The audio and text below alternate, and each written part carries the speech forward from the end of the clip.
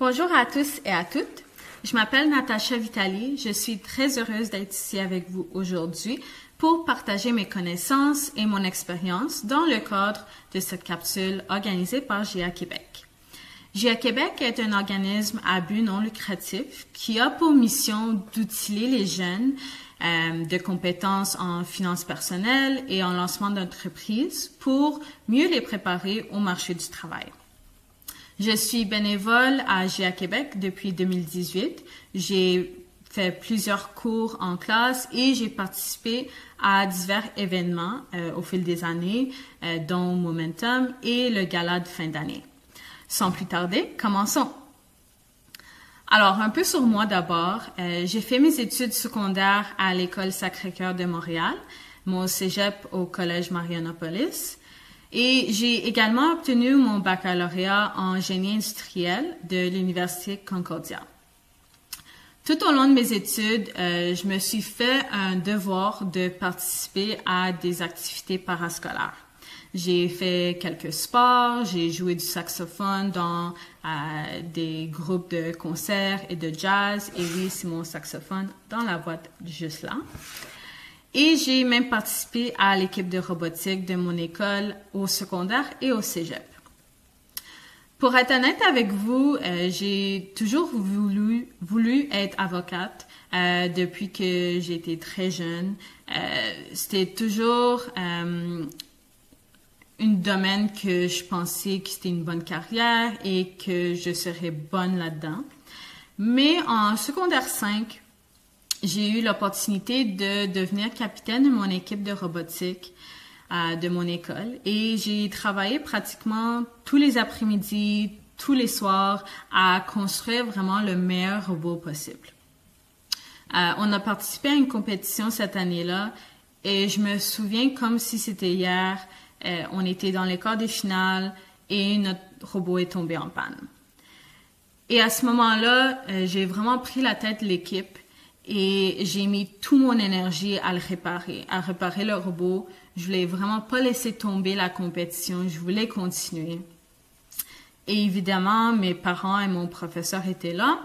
Ils m'observaient et à un moment donné, ils m'ont demandé est-ce que ça te tentait à avoir une carrière en ingénierie plutôt qu'en droit? Et je veux dire, je n'y ai vraiment jamais pensé. Mais plus que je repensais à tout ce que j'ai accompli au sein de mon équipe de robotique, je me rendais compte que c'était vraiment ça ma passion. Et donc, j'ai fait le changement. Et maintenant, je travaille dans le département technologique de Fairstone, de la financière Fairstone, en tant que gestionnaire de produits. Et je travaille avec plusieurs parties prenantes pour comprendre les outils ou les capacités qu'ils veulent implanter dans nos systèmes.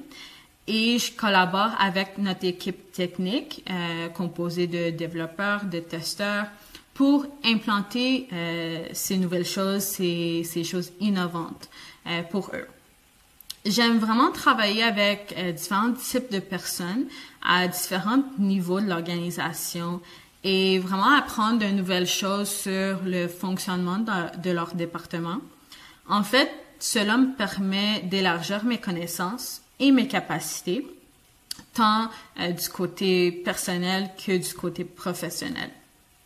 Pour moi, je pense que mon prochain objectif de carrière serait vraiment de devenir un gestionnaire de personnel, ce qu'on appelle en anglais un people manager, et de vraiment diriger l'équipe qui mettra en œuvre tous ces nouveaux outils innovants qui nous aideront à vraiment favoriser la croissance de notre organisation. Définir précisément un objectif vous permettra vraiment de mieux l'atteindre. La façon dont j'aime à le penser, c'est comme un projet. Chaque but ou chaque objectif ou chaque projet devrait avoir des objectifs SMART. Maintenant, je ne vais pas dire SMART comme le mot. SMART signifie spécifique, mesurable, accessible, réaliste et pour un temps limité. Alors, votre objectif doit être spécifique.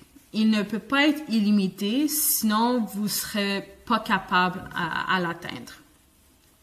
Il doit également être mesurable. Comment est-ce que vous allez suivre la progression de votre objectif? Comment est-ce que vous allez savoir que vous avez atteint votre objectif? Votre objectif doit également être accessible. Vous devez vraiment vous fixer un objectif que vous serez en mesure d'atteindre. Votre objectif doit être réaliste par rapport à ce que vous voulez faire. Alors, vous ne pouvez pas vous fixer un objectif aléatoire. Enfin, votre objectif doit avoir une fin. Comme un projet, vous devez vraiment vous fixer une date limite pour la réalisation de votre objectif. Une chose qui m'aide vraiment à atteindre mes objectifs, c'est de les écrire et de les lire à chaque jour. En fait, j'écris mes objectifs sur des post-it colorés et je les mets sur mon miroir dans ma chambre ou sur mon bureau à la maison ou même sur mon bureau au travail. Et je les regarde à tous les jours pour justement me rappeler que c'est ça ce que je vise. Alors, lorsque vous fixez des objectifs personnels, vous devez vraiment réfléchir à ce que vous voulez et vous y tenir. C'est vous seul qui savez ce que vous voulez atteindre personnellement et professionnellement. Pour les objectifs professionnels, assurez-vous de vraiment trouver votre passion, comme j'ai mentionné auparavant. Ce n'est pas forcément le cas maintenant, vous pourrez certainement le trouver plus tard, mais ne vous concentrez pas sur un certain poste ou sur le salaire pour atteindre votre objectif. Trouvez ce qui vous rend heureux et trouvez les défis que vous souhaitez relever. C'est certain que vous voulez pas une carrière où vous allez vous ennuyer parce que vous allez finir à ne pas être heureux. Il y a aussi tellement d'événements de réseautage à laquelle vous pouvez participer. À ces événements-là, vous allez avoir l'opportunité de parler avec plusieurs personnes dans différents domaines, tant les domaines que vous ne savez même pas que ça existe et les domaines que vous savez que ça existe.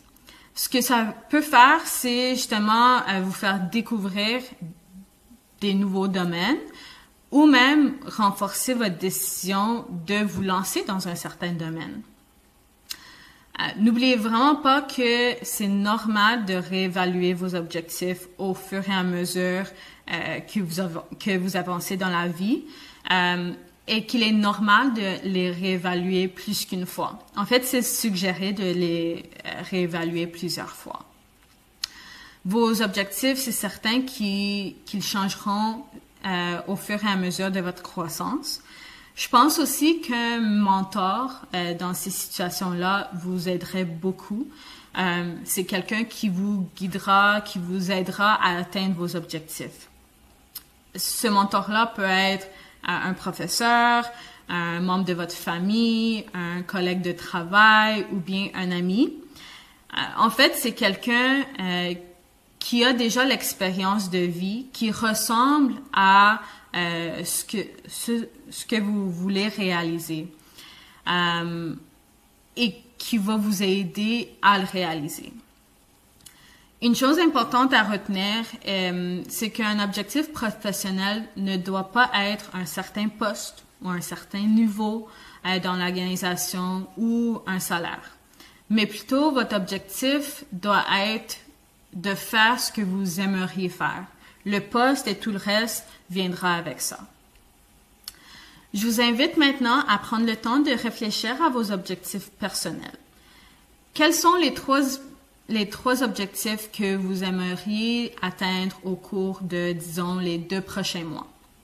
N'oubliez pas que c'est pas forcément des grands objectifs. Ils peuvent être aussi simples que de lire un livre ou de faire quelques tâches dans la maison, d'aider vos parents.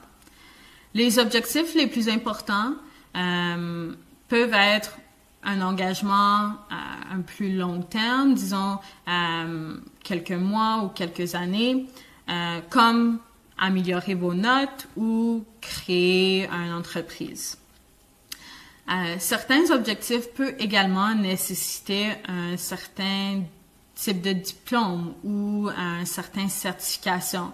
Alors, pensez à ça lorsque vous fixez vos objectifs. Le fait de faire des petits pas vous aidera à atteindre votre objectif plus efficacement. La chose la plus importante à retenir est que chacun apprend à un rythme différent.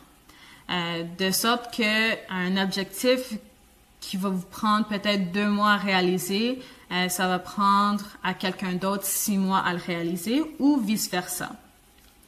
Mais ne vous inquiétez pas du temps que ça va vous prendre pour atteindre votre objectif. Si vous êtes vraiment concentré et que vous utilisez l'objectif SMART dont nous avons parlé plus tôt, vous atteindrez tous les objectifs que vous allez vous fixer. Un conseil, c'est bien de fixer des objectifs, mais n'oubliez pas de suivre le progrès et de les réévaluer si nécessaire. Bon, c'est tout pour moi. Merci à tous de vous être joints à moi et j'espère que vous avez beaucoup appris sur la façon de vous fixer des objectifs personnels et professionnels.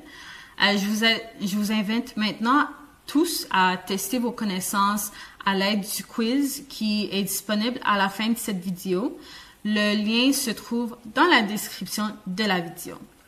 Merci encore à tous et à toutes et n'oubliez pas que de nouvelles vidéos seront mises en ligne tous les mardis à 13h.